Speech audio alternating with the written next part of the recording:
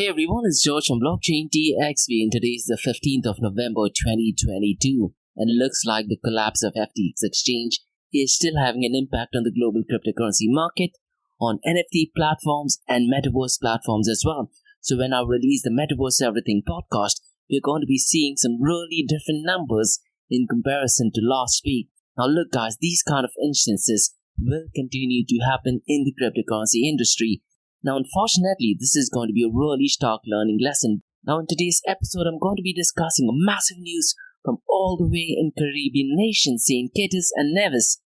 And Bitcoin Cash is going to be a legal tender. And the Prime Minister, Terence Drew, did make the official announcement on November 12th. So it's going to be really interesting to see how the price of Bitcoin Cash reacts to this news. And in today's episode, we're also going to be discussing the inflows and outflows of what has happened because of the crypto crash last week. Now, if you look at the numbers, the outflows from exchanges to personal wallets has increased, and that is a great thing. Another great matrix is because the cryptocurrency market has gone down, investors do believe in the power of Bitcoin and cryptocurrencies, and because of that, a lot of inflows has also been seen, in particular to Bitcoin. So investors do see the FTX collapse as an opportunity with investment totaling roughly around $40 million since the last week. And in today's episode, we're also going to be discussing the woke giant Nike, and they have launched a new Web3 platform called as .Swoosh. So it's going to be really interesting to see how that thing materializes in the woke culture. Now regarding UAE, we have two news. And the first news is to do with W Dubai Hotel.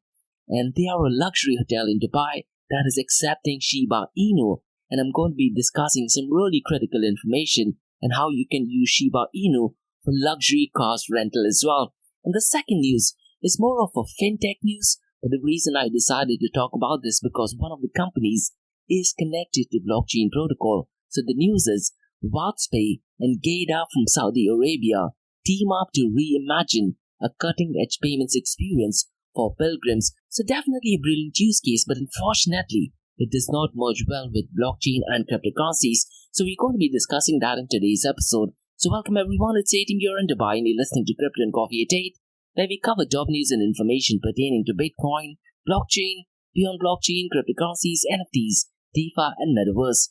And how the series of episodes in Crypto and Coffee at 8 works is, we usually cover some top news and information pertaining to the price of cryptocurrencies, some major breaking news, occasionally short and sweet news as well, news that has an impact in the cryptocurrency world. The other two news and information is related to Dubai, UAE and Middle East in the world of Bitcoin, blockchain, beyond blockchain, cryptocurrencies, NFTs, DeFi and Metaverse. And this is followed by Ask Me Anything series where you listeners can ask any questions from the cryptocurrency world. Now every Fridays guys, I do have an episode called Metaverse Everything where we solely focus on Metaverse. So please check out those episodes as well. The format for Metaverse Everything podcast is completely different and I tend to publish a daily and weekly report via my LinkedIn.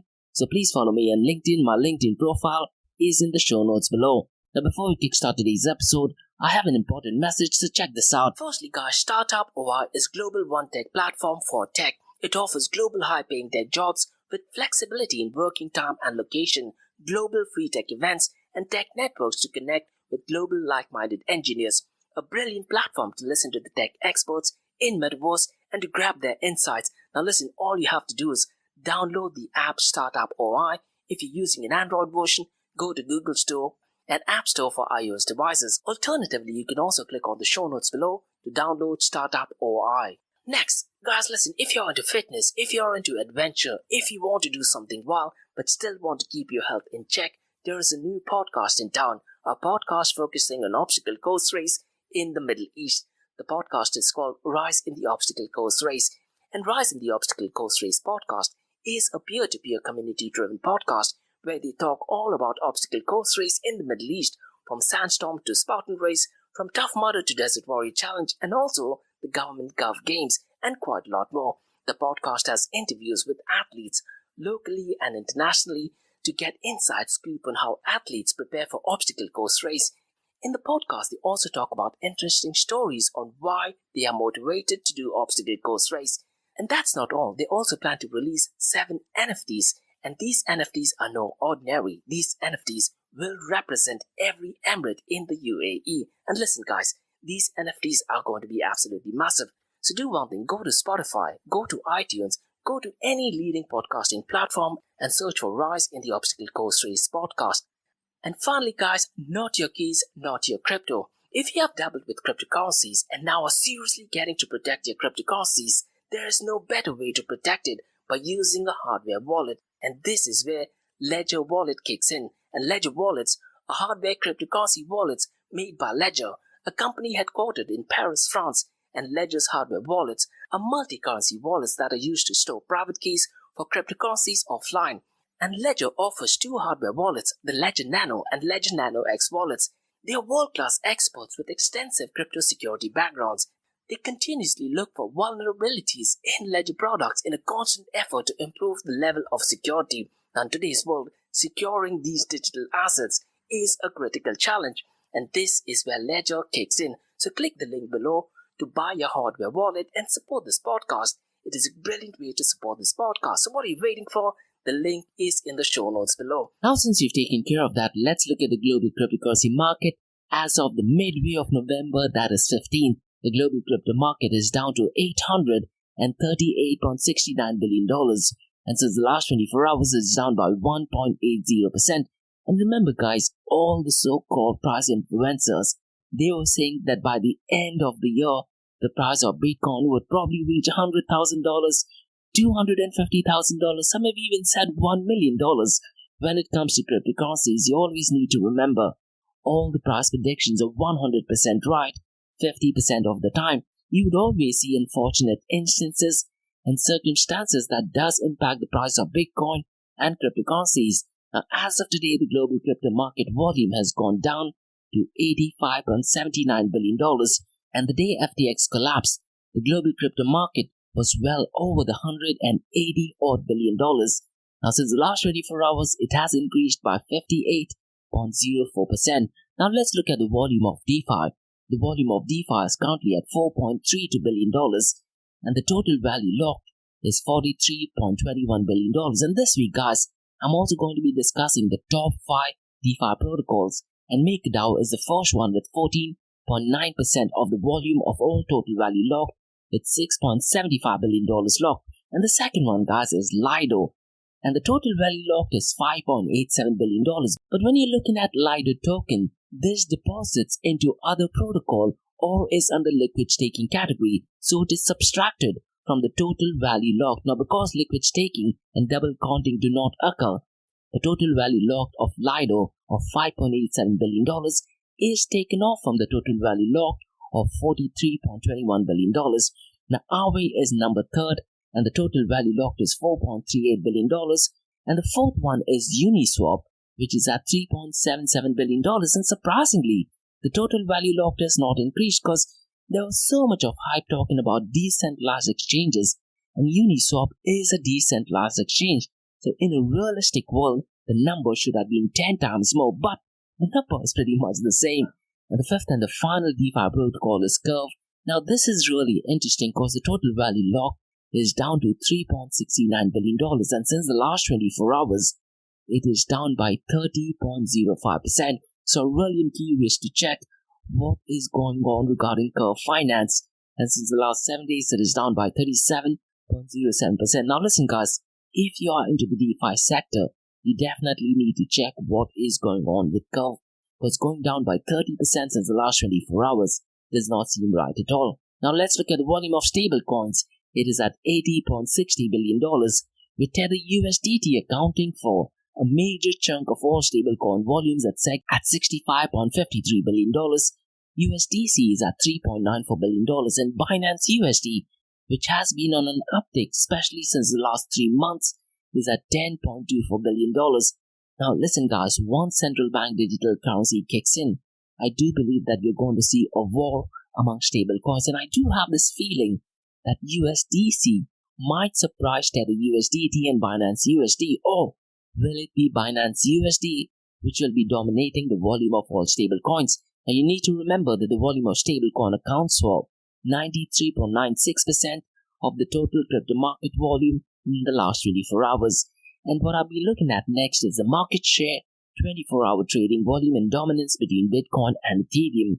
Bitcoin's market share is at $318 billion and Ethereum's market share is $152 billion. So it is definitely well over the 50% mark of Ethereum.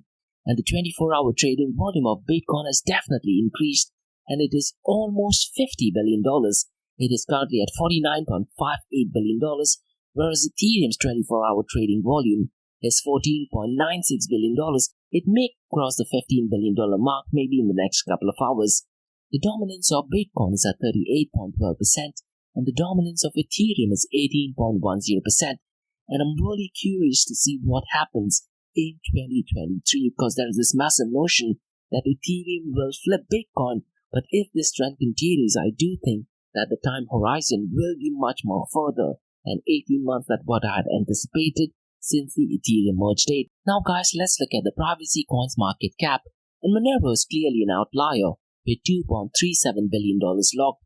And Zcash is number second at $638 billion with Decred at $289 million. And the fourth and fifth one, they occasionally tend to toggle between them. But as of today, 15 November, Musk Network is at $203 million, whereas Harmony is at $180 million. Now let's look at the king of all kings, that is the price of Bitcoin. Since the last 24 hours, it has gone up by 1.47%, and it is $16,680. And since the last 7 days, thanks to FTX collapse, it's down by 19.50%. Ethereum, aka First World Computer, the price is $1,241.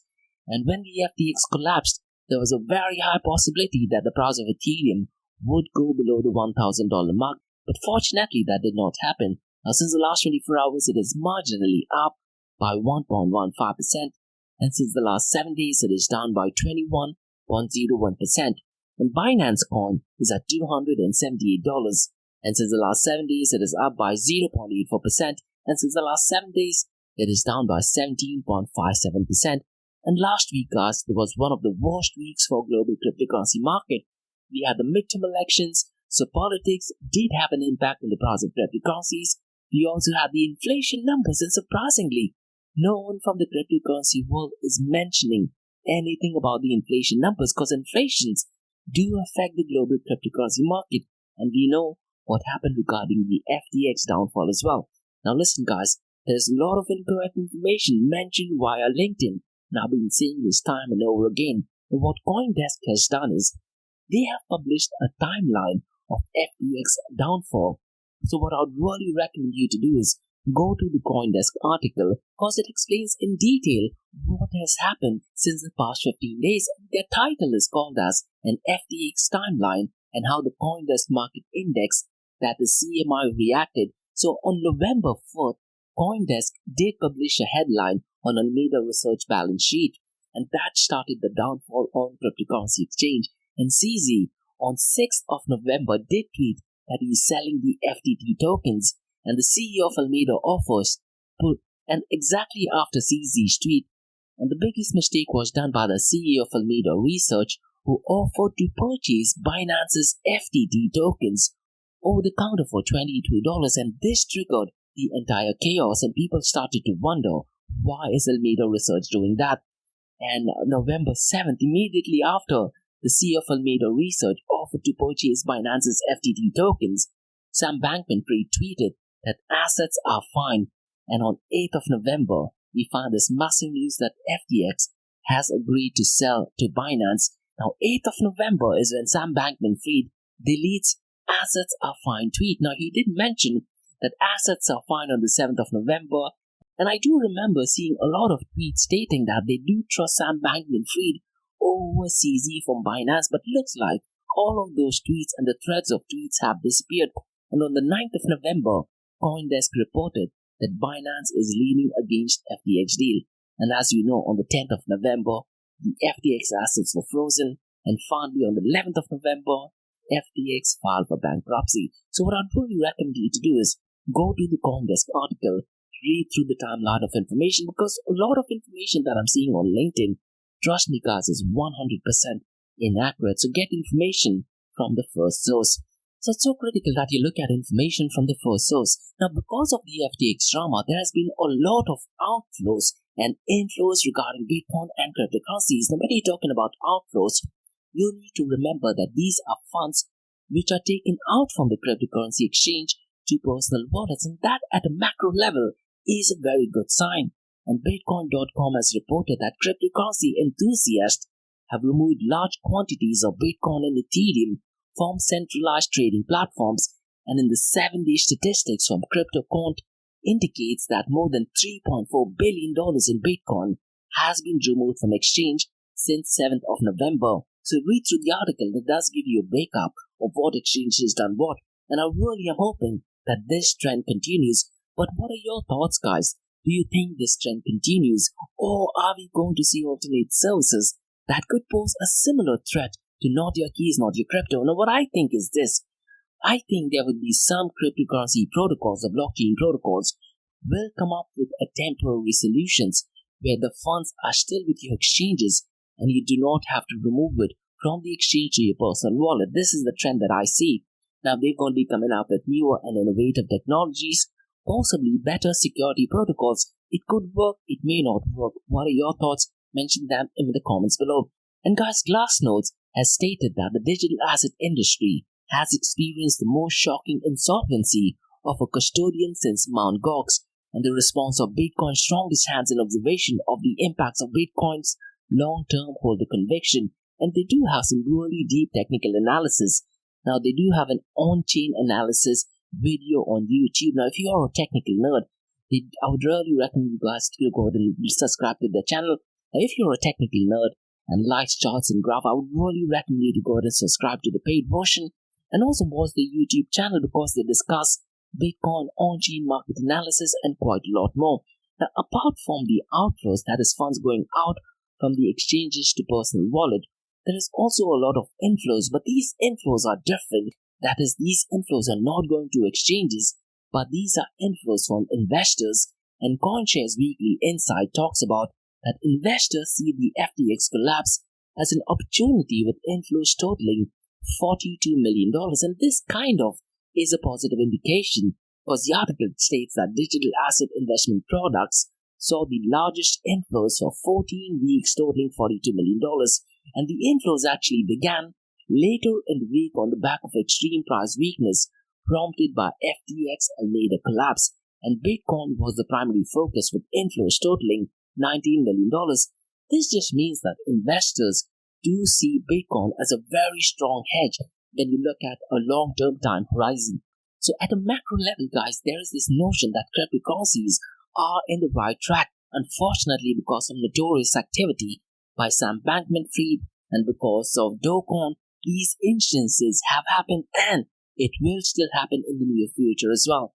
Hence, it's so critical to understand not your keys, not your crypto. And as I mentioned in yesterday's podcast as well, LinkedIn posts have been filled by overnight crypto experts.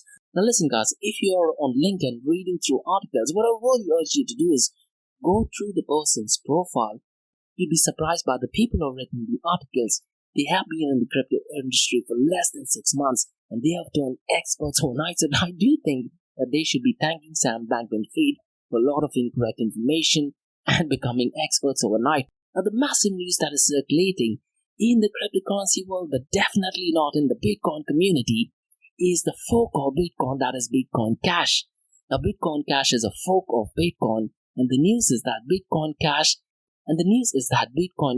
is going to be a legal tender in Caribbean nation, that is St. Kitts and Nevis, and Prime Minister Terence Drew made the announcement while he spoke at the Bitcoin Cash 2022 conference in St. Kitts on November 12th, and they also discussed the Bitcoin Cash global merchant adoption, a panel discussion, and quite a lot more. Now listen, guys, whichever side of Bitcoin you're in, that is if you're in Bitcoin Core or Bitcoin Cash, I really am not sure if making any cryptocurrency a legal tender is a good idea, and I do feel that forcing anyone to accept any form of cryptocurrency is not a good idea. Now the other way of looking at that is it does state that the government is willing to accept cryptocurrency as a legal tender, so there are positive elements to that as well. So what are your thoughts, guys? Is making crypto a legal tender a good idea?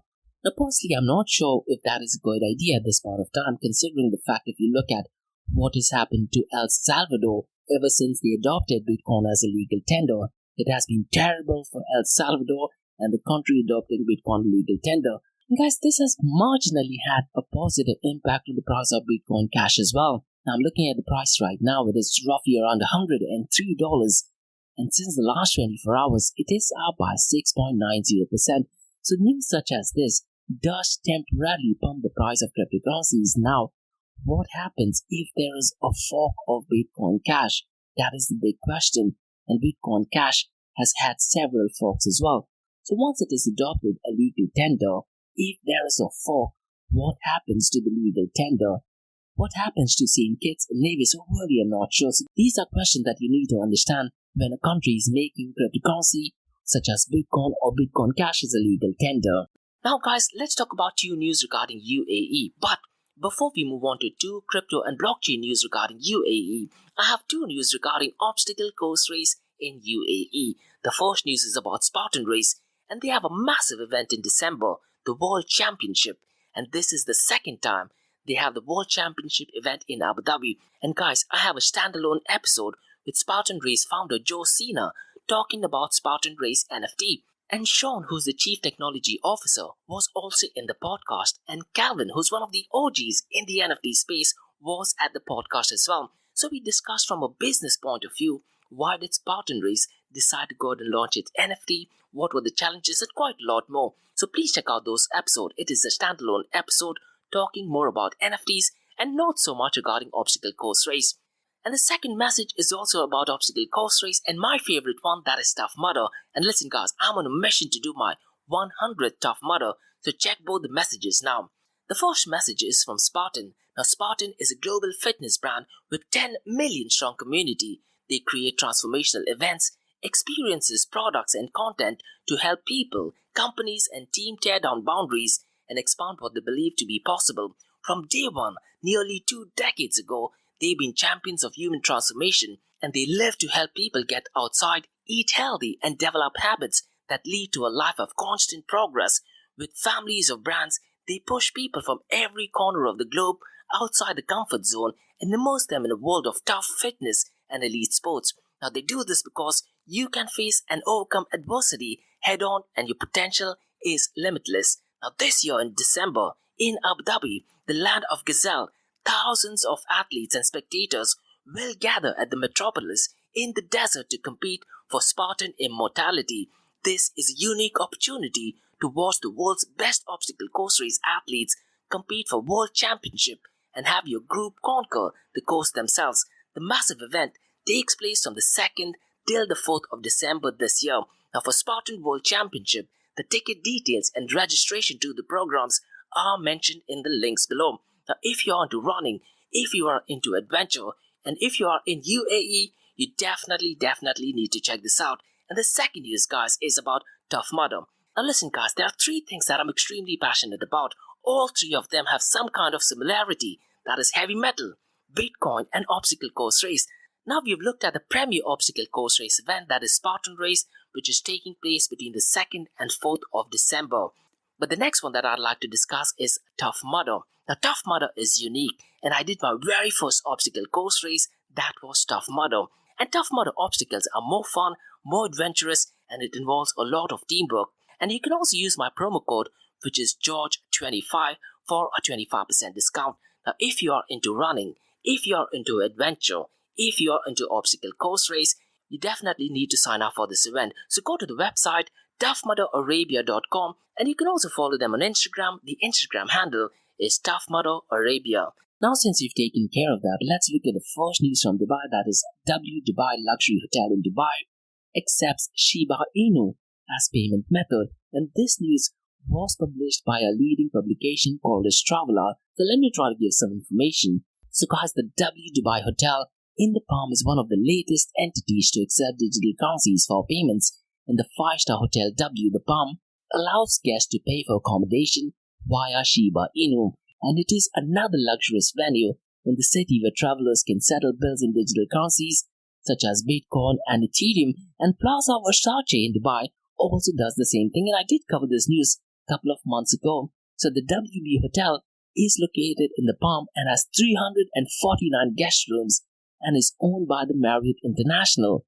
And listen to this, guys. The cheapest double room that it provides costs roughly around 700 or over 68 million SHIB tokens. So if you are a SHIB token fan, definitely positive news. Now this news was announced by Traveler, and Traveler announced that Shiba Inu could be used to book supercars like Ferrari, Lamborghini, Rolls-Royce, McLaren, Aston Martin, Bugatti, that allows users to get a feel for the favorite supercars. So Traveler accepting Shiba Inu coins is definitely a great thing. And the 5-star plaza of Versace Dubai also recently embraced digital currencies as a means of payment. So it looks like luxury hotels are accepting cryptocurrencies. And last week in my Metaverse Everything podcast, I did talk about luxuries watches getting into Metaverse. Now here's the thing, guys. The Shiba Inu token will be accepted if the booking is done by Traveler. Now as of now, Shiba Inu can be used to book more than 3 million travel products worldwide, and crypto-friendly travel website that is Traveler initially added support for Shiba Inu cryptocurrency going back in last quarter of 2021, where it was allowing Shiba Inu to be used as payment method on its website. Now, apart from this, SHIB could also be used to book more than 3 million travel products worldwide on the site, including flights, hotels, and travel packages. Now, I do have my gym membership at Marriott's Hotel, so what I will do is I'm going to give them a call and probably check if I can convert that using Shiba Inu. So definitely brilliant news for the SHIB army, and definitely brilliant news for Dubai as well. Now, the next news that I'm going to be talking about is not connected to blockchain technology as such, but the company called WadzPay is connected to blockchain. So I'll just share my opinions and thoughts. So the news is, guys, WadzPay and geidea teams up to reimagine a cutting-edge payment experience for pilgrims. Now, I really am not sure if this news is a cutting-edge technology, but I'm just going to be sharing my experience on that. But before that, let's look at what is WadzPay and geidea. Now, WadzPay is an interoperable blockchain payment ecosystem, and the company was founded in 2018 in Singapore and currently operates in South Asia. They do have office in Singapore, Dubai, South Africa, New Delhi, and I do believe even in London as well. And I'm pretty much sure that I've covered them in the past. And essentially what WadzPay is, it's a products and solution company that offers loyalty, NFT, central bank digital currencies, and also call us WadzPay at Lecter. So go to the website. So if you want to find out more information, go to the website that is wadzpay.com. That is W for water, A for alpha, D for David, Z for zebra, P for pilot, A for alpha, Y for yellow.com. Now let me give you some information about a company called geidea. Now geidea is the largest fintech company in Saudi Arabia by market share, and the website is geidea.net. That is G for George, E for elephant, I for India, D for David, E for elephant, A for alpha.net, and they are founded locally in 2008 by entrepreneur Abdullah Faisal Al Othman, and geidea has evolved into a leading and fully licensed payment service provider, offering digital banking technology, POS, that is point of sale terminals, and business management solutions serving both financial institutions and small businesses in retail and digital commerce. And as a leading payment solution provider, geidea is based in Riyadh, that is Saudi Arabia, and offers services in several locations across GCC, including UAE and Egypt, and they have over 1,000 employees, serve over 150,000 merchants, and provide more than 700,000 payment terminals, in addition to ATM networks with 75% market share across the kingdoms alone. So definitely a massive giant in the Saudi Arabian region. So let me try to explain what the news is, because WadzPay and geidea have teamed up to reimagine a cutting-edge payment experience for pilgrims. So how does this thing work?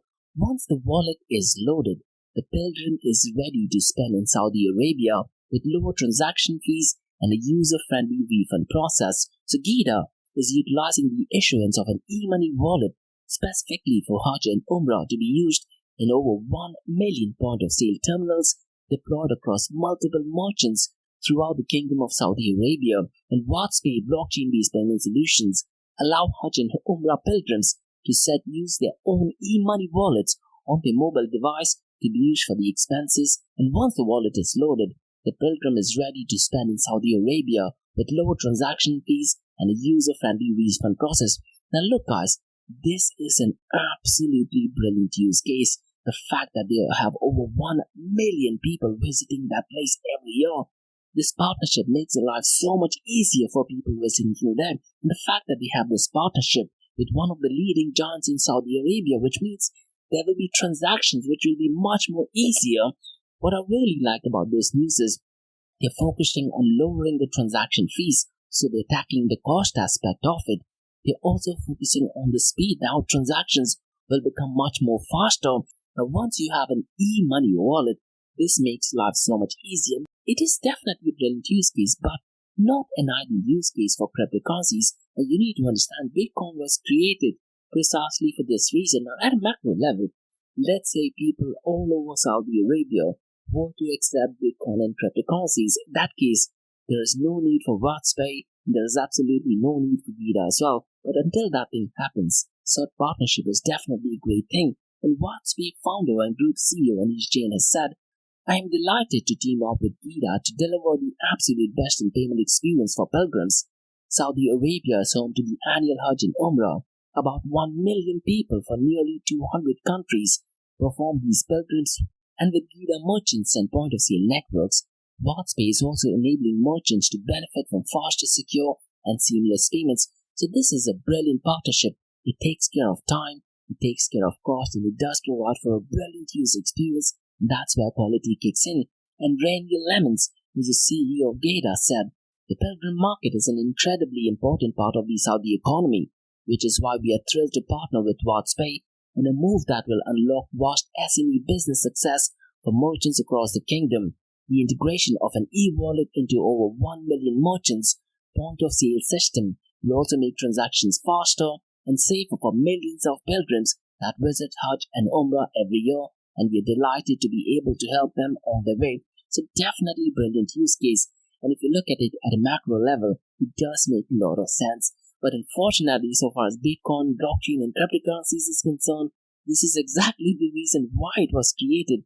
So definitely a brilliant use case, but unfortunately, not the best use case for cryptocurrencies and blockchain technology. So that's all for today, guys, on the Crypto and Coffee at 8 from Blockchain DXB. In case if you have any feedback or suggestions, please drop me an email to info@blockchaindxb.com and check out my website, that is blockchaindxb.com, and also check out my other website, that is area2071.com, that talks everything about Metaverse. And if you like listening to this podcast, please click on the follow button, give it a 5-star rating, and share the word across.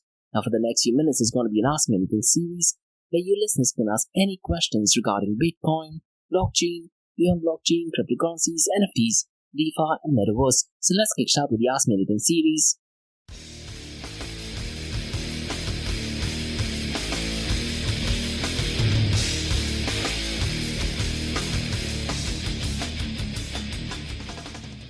Hey everyone, it's George from Blockchain DXB. You're listening to the Ask Me Anything series, where you listeners can ask any questions regarding Bitcoin, blockchain, beyond blockchain, cryptocurrencies, NFTs, DeFi, and Metaverse. And remember guys, Monday to Thursdays, 8 a.m. to 8:30 a.m. we have Crypto and Coffee at 8, where we cover top news and information pertaining to Bitcoin, blockchain, beyond blockchain, cryptocurrencies, NFTs, DeFi, and Metaverse.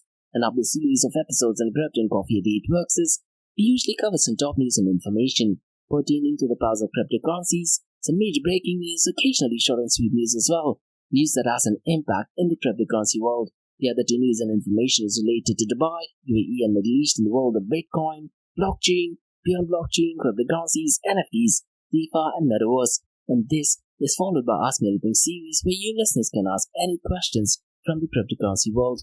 And I have a question about Darlene, who asks, is Crypto.com safe? Now, unfortunately, Darlene, at this point of time, I am seeing quite a lot of news stating that Crypto.com is not safe.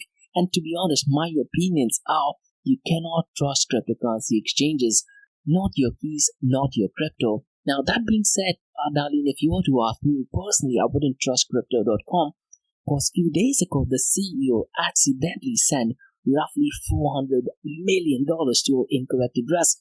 And if you know how Bitcoin and cryptocurrencies and blockchain transaction works, these transactions should be irreversible. And thankfully, Gate.io were able to send the funds back, and then they were able to send it to the correct address.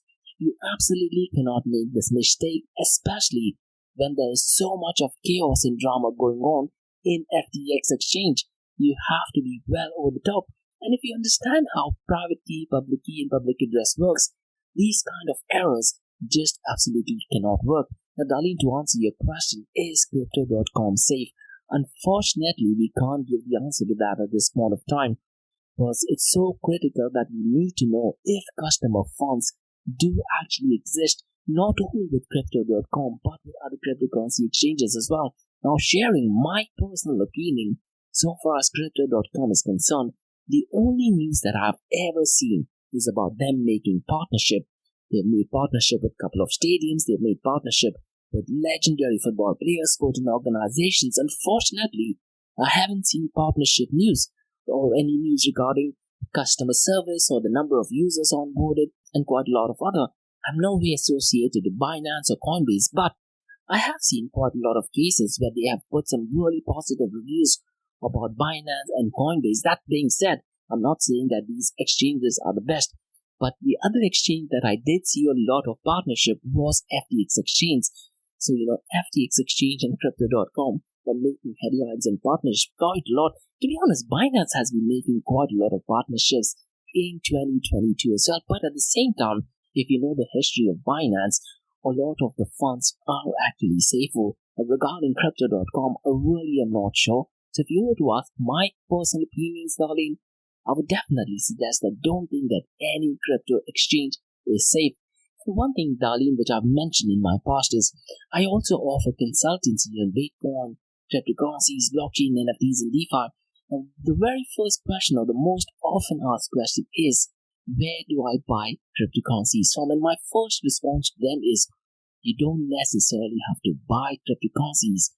You can always accept it as a form of payment. So again, Darlene, if you're thinking of buying any cryptocurrency exchange, I wouldn't recommend you to buy it. I would recommend you to accept it as a form of payment.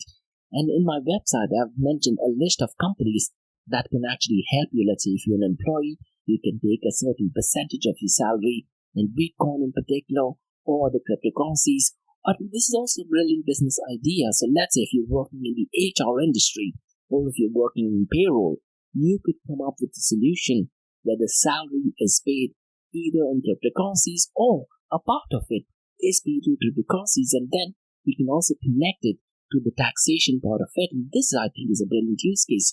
And another message, Darling, which I would recommend is try to use cryptocurrencies as a medium of exchange as opposed to just buying. But nonetheless, if you still want to buy your cryptocurrency, make sure that you buy your cryptocurrency and immediately transfer it to your own wallet. And if you heard Andreas Antonopoulos, one of the greatest indicators, he's often said that he tends to keep his funds in the cryptocurrency exchange for a relatively few time, probably just few minutes. So let's say you buy a cryptocurrency from an exchange, you immediately transfer it to your own personal wallet. And that's precisely the reason why Trace Mayer did start proof of keys in 2019. And in my yesterday's podcast, I did talk about proof of keys quite a lot as well. So is Crypto.com safe? I would say no, none of the cryptocurrency exchange, including Binance or Coinbase, is safe. Make sure you always remember the phrase, not your keys, not your crypto. I have another question by Clinton who asks, you always see a LinkedIn post are incorrect and there are so many incorrect information. What websites would you recommend? Now, Clinton, I would not recommend any website. Now, listen to this. Clinton is so critical that we look at information from first source. And I've said this so many times in my past as well, that when I do my research, I look at loads of websites, but I never take them from the word. An example which I often give is, let's say if I see a statement on CoinDesk or Cointelegraph or Decrypt, just because you see it on the website does not make it legitimate news. You need to go ahead and research further, look at the particular person and if he's actually said that. So now Clinton is so critical that you have to do your own research. And a few days ago, Elon Musk, he also tweeted that now it's time for citizens to be journalists, and I believe the term used was citizen journalist, and I do feel that that's the only way forward. And the reason why I say that, Clinton, is because a lot of news is often incorrect. I would say 8 out of 10 news is either incorrect, misleading, or fake news. This is definitely applicable in the cryptocurrency space and also in the political sphere as well. But sticking to cryptocurrencies, are there any website that I would recommend? Definitely not. But what I would recommend you to do is, Clinton, let's say if you see any news on any website cryptocurrency related, let's say you find the name of the person, what I'd really recommend you to do is go through that person's profile either on LinkedIn and check if that news is legitimate or not. Check it if it is mentioned on Twitter or if there is any video available. Now, one thing regarding videos, what I would recommend you to do is often what mainstream media does is they only take a part of it, they give their own narrative, and that becomes mainstream media. So when you see videos, I would really recommend you to listen to the entire video, and you'll be surprised, Clinton.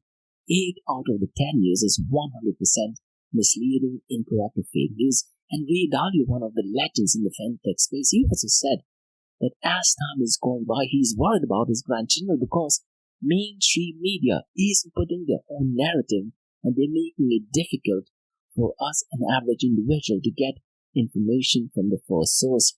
And going back to LinkedIn, I think you're referring to my podcast, which I mentioned a few days ago, and those I still stand by to.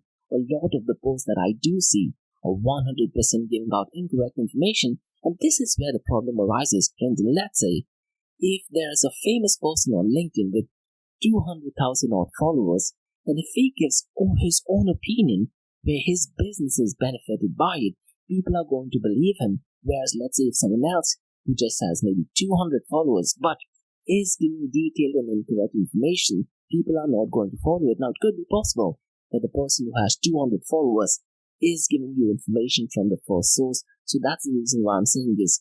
Make sure that you look at information from first source, because you need to understand we live in a world where having a lot of information is not important, but getting information from the first sources. So that's all for today, guys, on the Ask Me Anything series in Blockchain DXB. In case if you have any feedback or suggestions, please drop me an email to info@blockchaindxb.com and check out my website, that is www.blockchaindxb.com, or also check out my other website, that is area27un.com, that talks everything about Metaverse. And guys, if you like listening to this podcast, please click on the like button, give it a 4-star rating, and share the word across. And remember, guys, Monday to Thursdays, 8 a.m. to 8:30 a.m. we have Crypto and Coffee at 8, where we cover top news and information pertaining to Bitcoin, blockchain, beyond blockchain, cryptocurrencies, NFTs, DeFi, and Metaverse. And how the series of episodes on Crypto and Coffee at 8 works is we usually cover some top news and information pertaining to the price of cryptocurrencies, some major breaking news, occasionally short and sweet news as well. News that has an impact in the cryptocurrency world. The other two news and information is related to Dubai, UAE, and Middle East in the world of Bitcoin, blockchain, beyond blockchain, cryptocurrencies, NFTs, DeFi, and Metaverse. And what you're listening to right now is the Ask Me Anything series, where you listeners can ask any questions from the cryptocurrency world. So thanks so much for listening, guys, and have a great day. Bye-bye.